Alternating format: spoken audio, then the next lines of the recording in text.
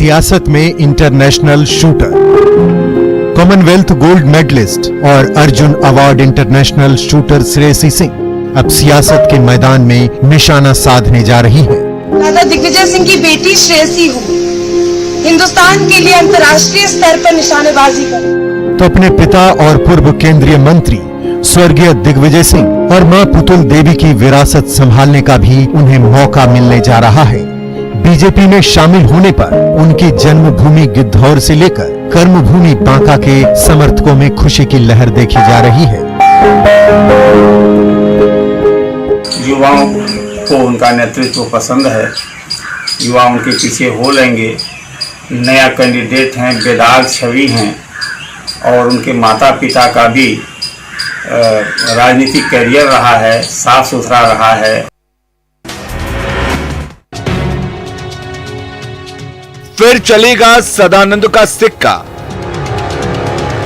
कहलगांव की इन्हीं सड़कों की खाक छानकर दिग्गज कांग्रेसी सदानंद सिंह ने बिहार की सियासत में पहचान बनाई।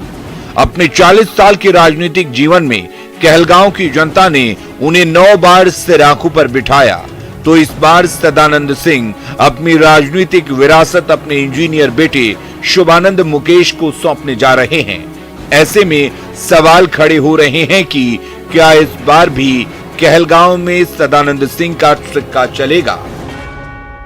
उन्होंने काम किया है, काम आवाज देता है। जनता क्या चाहती है? व्यक्ति कैसा है, विकास करता है कि नहीं? कोई खाना नहीं देता किसी को। अगर विकास आप कर रहे हैं, सबों को एक साथ लेकर चल रहे, चाहे किसी भी जाति का हो, गरीब हो, अमीर हो, किसी भी संप्रदाय का लोग हो, सबको अगर लेकर चल रहे हैं, जनता उसको वोट देती है। बाइक पर वोट यात्रा। सीतामढ़ी में चुनाव की डुगडुगी बज चुकी है, तो नेताजी भी बुलेट राजा बन गए हैं। बाइक पर फर्राटा भरते ये हैं रीगा के कांग्रेस विधायक अमित कुमार टुन्ना। इस बार अपनी सीट बचाने के लिए उन्हें काफी जोर आजमाइश करनी पड़ रही है। बुलेट पर सवार होकर नेताजी चल पड़े हैं रीगा की गलियों की खाक छानने, तो पीछे पीछे समर्थकों की टोली भी साथ हो ली है। कम समय में ज्यादा से ज्यादा लोगों से संपर्क करने का ये उनका अपना तरीका है।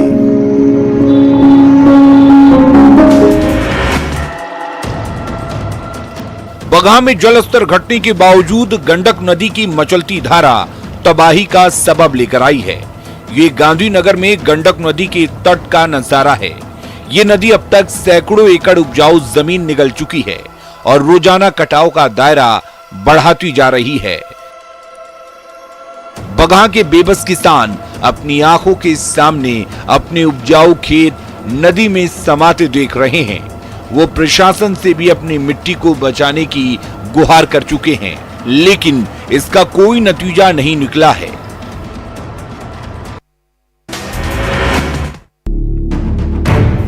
बाढ़ के बाद अतिवृष्टि की मार। मुजफ्फरपुर के खेतों में धान की हरी भरी फसल पककर तैयार हो गई है, लेकिन इस बार इतनी बारिश हुई है कि इन खेतों में अभी भी घुटना भर पानी जमा है। जल्द ही खड़ी फसल नहीं काटी गई तो पानी में इनकी बर्बादी तय है। ऐसे में ये किसान पानी के अंदर जाकर धान कटनी में जुट गए हैं, लेकिन जल जमाव के चलते फसल की कटाई में काफी मुश्किलें आ रही हैं। खेतों में अभी भी इतना पानी जमा है जो जल्द निकलने वाला नहीं है। ऐसे में रबी की अगली फसल पर भी असर पड़ना तय माना जा रहा है। रबी की फसल एक्चुअली 15 नवंबर से 15 दिसंबर तक का मध्य गेहूं जो सबसे अच्छा सीजन है बोने का, उससे पहले की बात करें तो अक्टूबर दशहरा के दिन से ही हम लोग तोरी की बुआई शुरू कर देते हैं, जो कि बिल्कुल नहीं हो पाएगी। आलू को भी इस बार हम लोग भूल जाएंगे और गेहूं की ऐसी स्थिति है जो लगभग दिसंबर में भी बुआई नहीं हो पाएगी। पानी में डूबा कटिहार। वोट के साथ साथ पर्व त्योहारों का समय नजदीक आ गया है, लेकिन कटिहार के ज्यादातर गली और मोहल्ले अब भी पानी में डूबे हुए हैं। इस गली में तो जैसे दरिया ही बह रही है। अभी भी इतना पानी जमा है कि देखिए ये राहगीर कितनी मुश्किल से आ जा रहे हैं। इस मोहल्ले का हाल देखिए, पिछले कई दिनों से यहां कमर भर पानी जमा है और ये गृहिणियां इस पानी में खड़े होकर अपनी व्यथा सुनाने को विवश हैं। तो कटिहार नगर निगम हाइड्रा मशीन के जरिए जल्द जल जमाव से निजात दिलाने का दावा कर रहा है। जहाँ जरूरत हो रहा है, जिन जिन वार्डों में जहाँ वाटर लॉगिंग है उसमें हम लोग पानी निकालने की व्यवस्था किए हैं। हम लोग जहाँ जरूरत होता है वहाँ हम लोग मोटर भी लगाए हुए हैं। हमारे जो भी पदाधिकारी कर्मचारी नगर निगम के हैं वो दिन रात लगे हुए हैं। दलदल और गड्ढों से भरी ये सड़क समस्तीपुर के मैसारी गांव से निकलती है।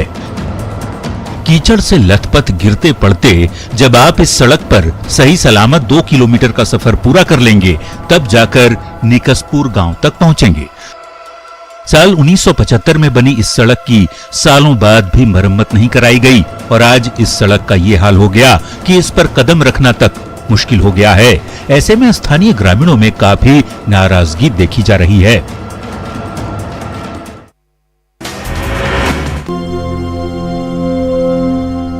पेड़ के नीचे जिंदगी, ये घाटशिला की बीरगोड़ा बस्ती का नजारा है। इमली के पेड़ के नीचे प्लास्टिक का तिरपाल टंगा हुआ है और उसके नीचे इस सबर परिवार ने पिछले 3 साल से शरण ले रखी है। यहीं चूल्हे पर खाना पकता है और यहीं पर इनकी जिंदगी कटती है। मॉनसून में मूसलाधार बारिश हो जाए तो इनके लिए सिर छिपाना मुश्किल हो जाता है। इस सबर परिवार ने प्रशासन से घर के लिए कई बार गुहार लगाई, लेकिन उनकी फरियाद अब तक अनसुनी है। और मुस्कुरा उठी जिंदगी। किस्को के सामुदायिक स्वास्थ्य केंद्र के बेड पर मां ललिता उराव की आंचल में मुस्कुरा रहा है सोनू बेटा।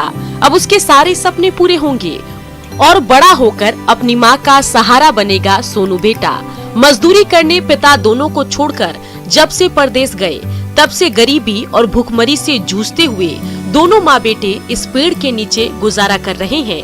पिछले दिनों जब स्थानीय ग्रामीणों की नजर पड़ी तो दोनों को सामुदायिक स्वास्थ्य केंद्र में भर्ती कराया। प्रशासन ने दोनों की देखभाल का वादा किया है। मरीज से खिलवाड़, ये मुंगेर सदर अस्पताल के इमरजेंसी वार्ड का नजारा है। ये मरीज काफी देर से अचेत अवस्था में फर्श पर पड़ा हुआ है, लेकिन ना डॉक्टर और ना नर्स के पास इस मरीज का हालचाल लेने की फुर्सत है। मीडिया की ओर से सिविल सर्जन डॉक्टर पुरुषोत्तम कुमार को जब इसकी सूचना दी गई तो इस मरीज को जनरल वार्ड में भर्ती किया गया। ये मुंगेर सदर अस्पताल प्रबंधन की कार्यशैली का नमूना है। आप लोगों ने उस पर इनिशिएशन लिया, ये बहुत खुशकिस्मती की बात उनके लिए थी कि आपने इनिशिएशन लिया और हम भी उसी वक्त वहाँ पर मौजूद हो गए। मैंने अपने स्तर से सारे लोगों को अलर्ट करके दूसरे स्टाफ थे उनको अलर्ट करके उनको रखवाया, पानी वानी लगवा दिया। आवारा कुत्तों का आतंक। दानापुर अनुमंडल अस्पताल में लहूलुहान मरीजों का तांता लगा हुआ है। पागल कुत्तों के शिकार हुए इन मरीजों को डॉक्टर ने एंटी रेबीज इंजेक्शन लगाया। दानापुर के गली मोहल्लों में आवारा कुत्तों का उत्पात काफी बढ़ गया है। ये कुत्ते पिछले 24 घंटे में 50 से ज्यादा लोगों को काट चुके हैं। ऐसे में अस्पताल में मरीजों की कतार लग गई है, जबकि अस्पताल में एंटी रेबीज इंजेक्शन का टोटा पड़ गया है। 50 आदमी को आ चुके हैं।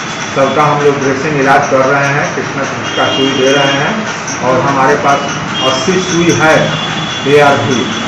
अब उससे ज़्यादा का संख्या होगा तो कल हम इमीडिएट किसी को भेज के डिस्ट्रिक्ट से मंगाएंगे। देवघर का जसीडीह रेलवे स्टेशन जल्द ही और बेहतर सुविधाओं के साथ रेल यात्रियों का स्वागत करता नजर आएगा। कोरोना काल में रेलवे स्टेशन पर हाईटेक एस्केलेटर के साथ साथ रैंप का निर्माण कार्य तेजी से चल रहा है, तो दूसरी ओर सीढ़ी और लिफ्ट भी लगाई जा रही है। ये मजदूर दिन रात अपने काम में जुटे हैं। निर्माण कार्य पूरा होते ही ये सुविधाएं रेल यात्रियों के लिए खोल दी जाएंगी। हर साल लाखों यात्री बाबा धाम आते हैं। ऐसे में वृद्ध और दिव्यांग यात्रियों को ट्रेन से उतरकर दूसरे प्लेटफॉर्म तक आने जाने में काफी परेशानी होती है। एस्केलेटर और लिफ्ट बन जाने से इन रेल मुसाफिरों का सफर और भी आसान हो जाएगा।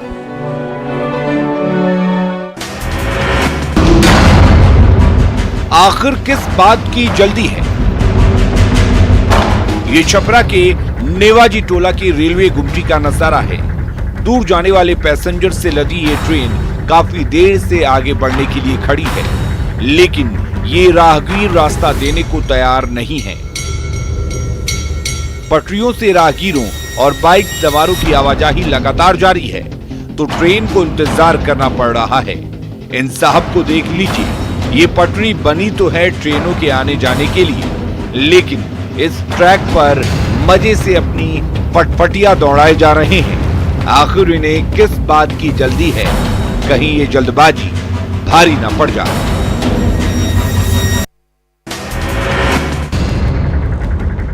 कोरोना काल में गढ़वा रेलवे स्टेशन सूना पड़ा है। पिछले 6 महीने के दौरान शायद ही कोई ट्रेन गढ़वा रेलवे स्टेशन पर रुकी हो। ऐसे में रेल यात्रियों की आवाजाही थमसी गई है, तो रेलवे स्टेशन के बाहर उनके इंतजार में खड़े ऐसे दर्जनों ऑटो के पहियों पर न सिर्फ ब्रेक लग गया, बल्कि ऑटो ड्राइवर्स की जिंदगी का पहिया भी थम गया है। हालांकि शहर में इक्का दुक्का सवारी मिल जाती है, लेकिन इनसे न तो उनके परिवार का पेट भर पाता है और न ऑटो लोन की EMI ही चुका पा रहे हैं।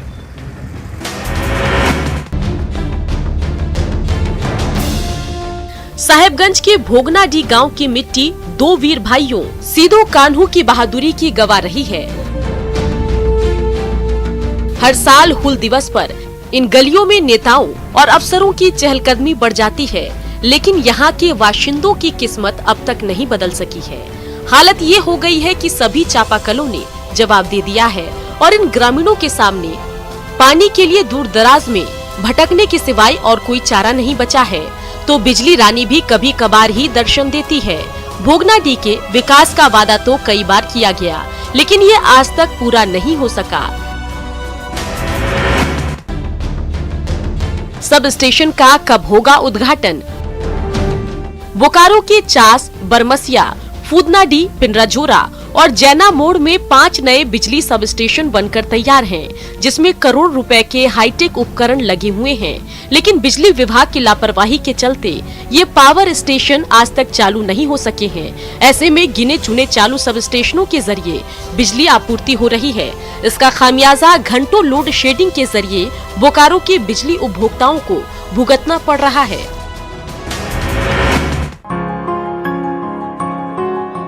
पूरा हुआ IIT का सपना। गुड्डा में इन दिनों जिगरी यारों अभिनव और आनंद की दोस्ती के किस्से मशहूर हो रहे हैं। दोनों ने ही एक स्कूल में पढ़ाई पूरी की और फिर IIT की तैयारी भी साथ ही की। JEE एडवांस का रिजल्ट आया तो उसमें भी दोनों ने एक साथ सफलता के झंडे गाड़े। ऐसे में उनके परिजन खुशी के मारे फूले नहीं समा रहे, तो दोनों जिगरी यार IIT जैसी प्रतिष्ठित संस्थान में साथ साथ पढ़ लिखकर इंजीनियर बनने का अपना सपना भी पूरा करने जा रहे हैं। हाँ, हम लोग कोटा में जब जा रहे थे हम लोग तो साथ में जाने का हम लोग सोचे थे, क्योंकि हम दोनों स्कूल से भी दोस्त थे, तो वहाँ पे हम लोग रूममेट थे।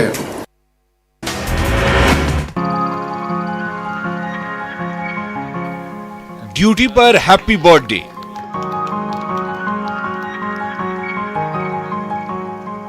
जिंदगी में कुछ ऐसे लम्हे भी आते हैं जिन्हें शायद ही भुलाया जा सकता है।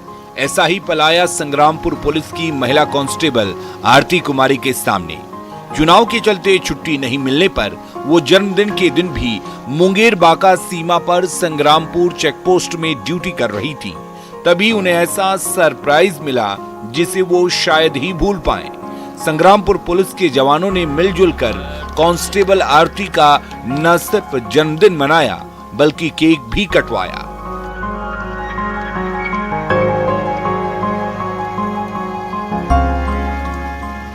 गार्ड में प्रतिनियुक्त हूँ। आज मेरा जन्मदिन है और मेरा ड्यूटी चेकिंग पोस्ट बाका और मुंगेर के बॉर्डर पे लगा हुआ है। ड्यूटी के दौरान ही मेरा जन्मदिन मनाया गया। हमारे सहयोगी और हमारे थाना अध्यक्ष सर्वजीत कुमार के द्वारा हमारा बर्थडे यहीं पे मनाया गया। इसके लिए मैं अपने सहयोगी एवं अपने थाना अध्यक्ष सर्वजीत कुमार का बहुत बहुत धन्यवाद। धूम धड़ाके और रंग बिरंगी लाइट्स के बीच गीत संगीत की महफिल सजी है, तो रैंप पर इठलाती हुई मॉडल्स कैटवॉक कर रही हैं और दर्शक खुशी के मारे चिल्ला रहे। मौका है नोएडा में आयोजित मिस इंडिया क्वीन 2020 प्रतियोगिता का।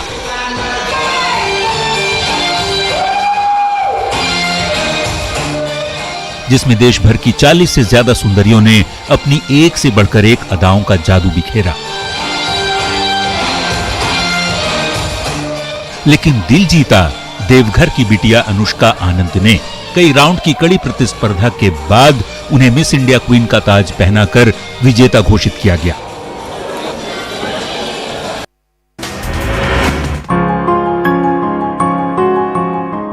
तेल से चल रही जिंदगी। हजारीबाग की इन ग्रामीण महिलाओं की गृहस्थी तेल की धार से चल रही है। दारू प्रखंड के ग्रामीण सेवा केंद्र में हाईटेक मशीन लगी हुई है।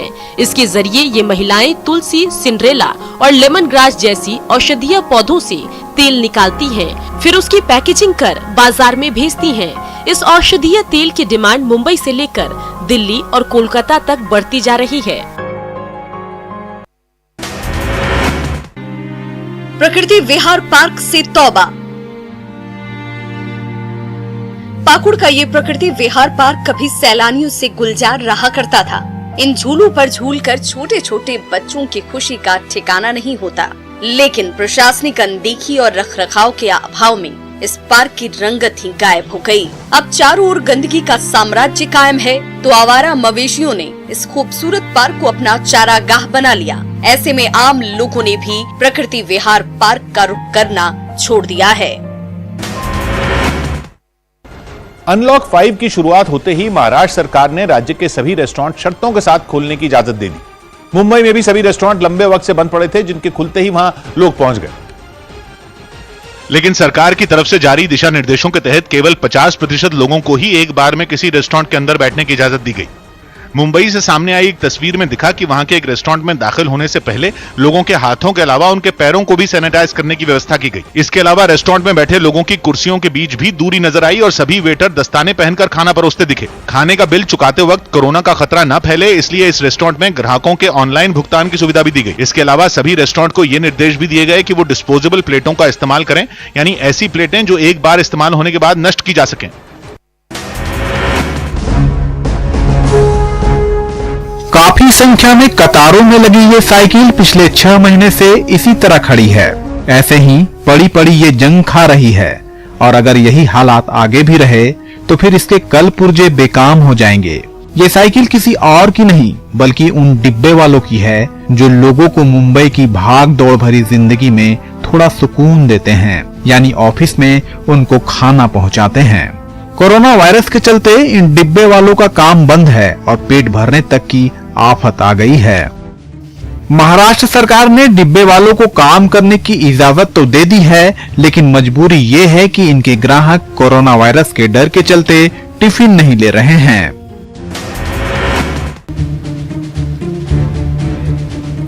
इन पोस्टर्स को देखिए और दुर्गम रास्तों पर भी निगाह डालिए। मोड़ खतरनाक है जहां एक चूक भी जान ले सकती है, लेकिन जुनून है कि इन सब को पीछे छोड़ जाता है। कुछ जोशीले लोग इसी के लिए लद्दाख पहुंचे हैं। यहाँ साइकिलिंग प्रतियोगिता का आयोजन किया गया है। पर्यटन विभाग की तरफ से आयोजित इस टूर्नामेंट के चलते आसपास के इलाके में काफी हलचल है। पिछले साल ही लद्दाख को केंद्र शासित प्रदेश बनाया गया था। इसके बाद यहाँ खेल की गतिविधियां बढ़ी है। पहाड़ की श्रृंखला होने के चलते यहाँ माउंटेन बाइकिंग का अच्छा चलन है, हालांकि अभी उतना पेशावर नहीं हुआ है। इस टूर्नामेंट में शामिल होने आए प्रतिभागी मानते हैं कि अगर इस पर ध्यान दिया जाए तो यहाँ पर्यटन की संभावनाएं और बढ़ेगी। नोएडा में सेक्टर 91 के औषधि पार्क में musical fountain, laser light and sound show की शुरुआत हुई। इसका उद्घाटन प्राधिकरण की मुख्य कार्यपालक अधिकारी ऋतु माहेश्वरी, सांसद डॉक्टर महेश शर्मा और विधायक पंकज सिंह ने किया। इस औषधि पार्क में laser light and sound show प्रतिदिन शाम 7 बजे आयोजित होगा। कोरोना के मद्देनजर एक बार में 75 लोगों को ही शो के लिए अनुमति होगी, हालांकि प्रवेश निःशुल्क है। इस म्यूजिकल फाउंटेन को बनाने और laser light and sound show की व्यवस्था करने में 4 करोड़ 45 लाख रुपए की लागत आई है। इस शो का मकसद मनोरंजन के साथ लोगों को कई तरीके की वनस्पति औषधि के बारे में जानकारी देना है। इसके लिए शो में महर्षि चरक के जीवन का इतिहास और आयुर्वेद से उनके रिश्तों को वर्णित किया जाएगा। इस म्यूजिकल फाउंटेन में देशभक्ति संगीत से भी लयबद्ध किया गया है, जिससे आने वाले लोगों में देश का सेवा भाव बढ़े।